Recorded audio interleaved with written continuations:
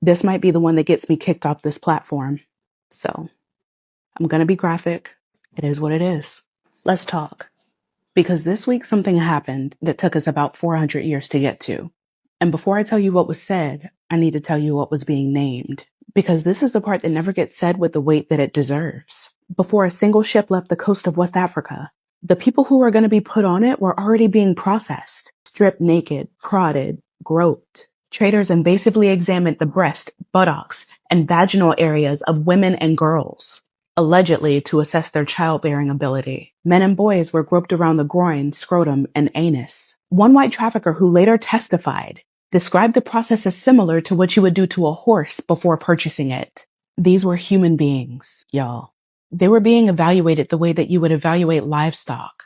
And when the evaluation was done, they were assigned a number, not a name, a number, and loaded onto ships. These ships were built into two categories: tight packers and loose packers. Tight packers maximized profit.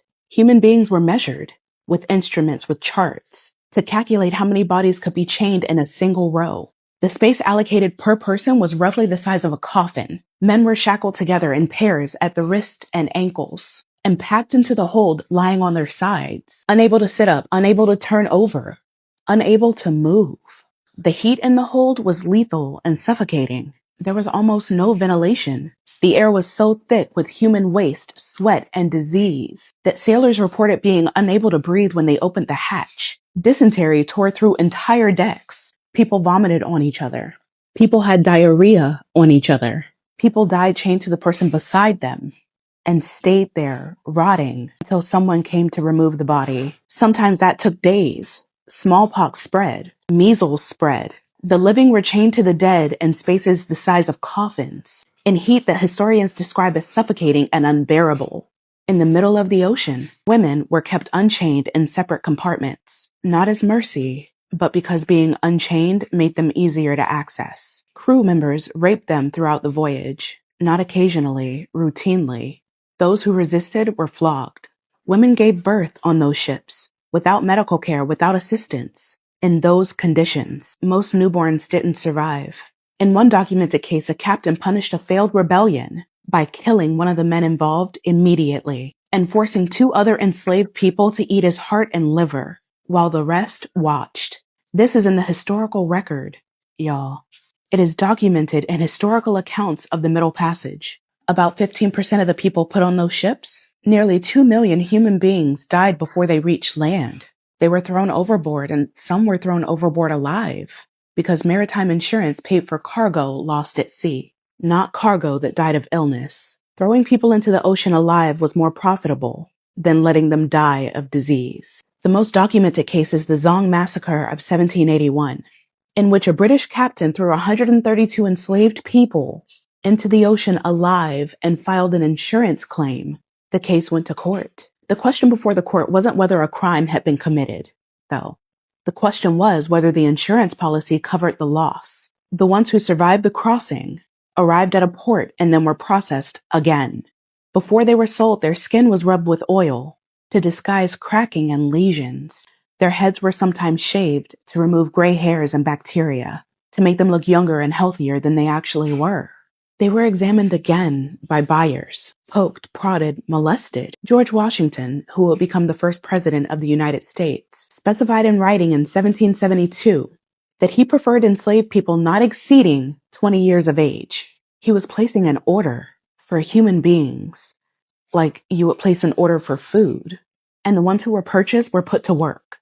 About 80% of enslaved Africans transported across the Middle Passage ended up on sugar plantations in South America and the Caribbean, where the mortality rate was so high that the entire enslaved population had to be continuously replaced through the ongoing slave trade. People worked from before dawn until after dark, in gangs, cutting sugarcane in tropical heat. Feeding it into mills regularly took fingers, hands, and arms. Life expectancy on a sugar plantation was measured in years, not decades. The system consumed people. That was the model. You work them to death and then you buy more. In the United States, enslaved people were raped systematically by the men who owned them, by overseers, by anyone the law permitted. And when those rapes produced children, those children were born enslaved. The enslaver's blood ran through the veins of the people that he owned. Families were deliberately separated at auction. Children sold away from mothers, husbands sold away from wives, with the specific intention that they would never find each other again. Their languages were criminalized. Their religions were outlawed. Their names were replaced with the names of the men who owned them. Reading and writing were made illegal. The systematic destruction of identity, culture, language, family, and humanity was not incidental to the system. It was the system. You can't enslave a person that knows who they are. So they made sure people didn't know. This ran for 400 years. The records are a little fuzzy, but between 12 and 14 million people were stolen from Africa. Nearly 2 million died on the crossing. Tens of millions more were born into slavery in the Americas. The wealth generated by their labor built banking systems, the insurance industries, the textile industries, and the national economies of Britain, Spain, France, Portugal, the Netherlands, and the United States. That wealth was inherited, it was compounded. It is still here. When Britain abolished slavery in 1833, the government paid £20 million in compensation, equivalent to about £2 billion today. That money went to the enslavers, not to the enslaved. British taxpayers were paying off that debt until 2015. Lloyd's of London, which insured slave ships throughout the trade, they formally acknowledged the history and apologized for it. But the wealth didn't disappear. It compounded. The cotton that enslaved people picked in Mississippi in 1850, it built the textile industry that funded the Industrial Revolution. None of that wealth was ever returned. And when it was over, the men who built all of that wrote the history books. They named the streets after themselves, built monuments to the men that tried to keep it going, taught children that it was a tragedy of its time, something complicated, something to understand in context, you know? This week, 123 countries stood up at the United Nations and said, no, we see it, we name it, the gravest crime in the history of humanity. And I keep thinking about the people that never got to hear that. The people who died carrying the truth of this in their bodies, with the world's silence pressing down on top of it. Our ancestors knew exactly what it was. They lived it and the world looked away. That's not a small thing to finally name. Now let's talk about who refused to name it. 3 countries out of 193, the United States, Israel, and Argentina. 3 countries looked at a non-binding statement, not a reparations check, not a court summons, not a single dollar changing hands, not one person facing any kind of consequences, just a formal moral acknowledgement that this happened and that it was the worst, and voted no. They voted no. And the argument this country made is one of the most clarifying things they've said in years.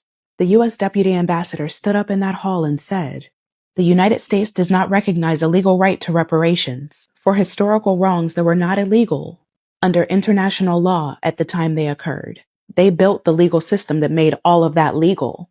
They wrote those laws. They enforced them. They sent men with guns to drag the people back that survived long enough to escape.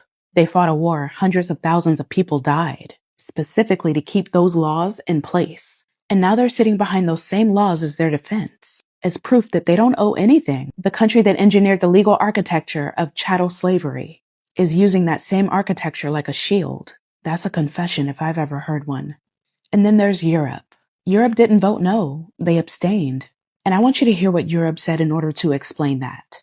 The European Union said that they couldn't support the resolution because the word gravest implies a hierarchy amongst atrocity crimes. And no legal hierarchy between crimes exists. The country that designed ships specifically engineered to maximize the number of human bodies that you could pack into a hull, that built the plantation economies that made European aristocratic families wealthy for 10 generations and counting, that colonized an entire continent and drew its borders at a conference in Berlin in 1884, where not a single African person was present, that extracted the gold, the diamonds, the rubber, the copper, the people for 100 years.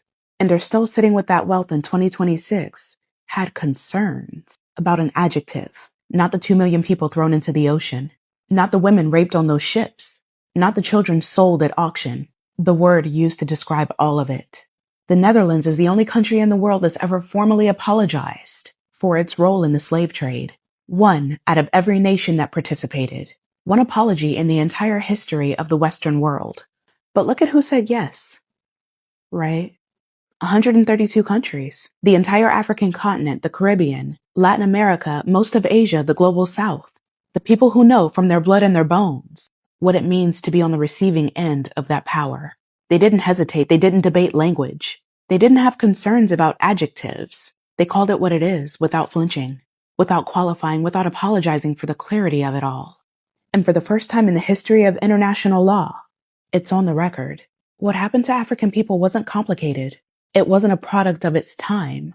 It wasn't something we need to understand in context. It was the worst thing human beings have ever done to each other. 123 names on it. So let me be clear about what this week was and what it wasn't. It wasn't justice. It wasn't reparations. It wasn't accountability. No one's going to prison. No check is being written. No land is being returned. No wealth redistributed. It was 123 countries agreeing on a word, a non-binding word, and even then it was too much for some people. But that word, after 400 years of refusing to say it, is not nothing, because our ancestors carried the truth of this without anyone official ever confirming it. They knew what it was. We have always known what it is. And for generations, we were told we were exaggerating, that we needed to move on, that it was a long time ago, that people asking for acknowledgement were the problem. 3 countries said no, but 123 said yes. And the people who built this world on the bodies of our ancestors, who designed ships to fit more of them in, who rubbed oil on their skin to hide the damage before putting them on the auction block, who bred them like livestock and sold their children and raped their daughters, and then wrote history books calling it complicated, spent 400 years trying to make us forget that we were worth fighting for. This week, the world disagreed. That belongs to us. It always has. And nobody gets to take that back.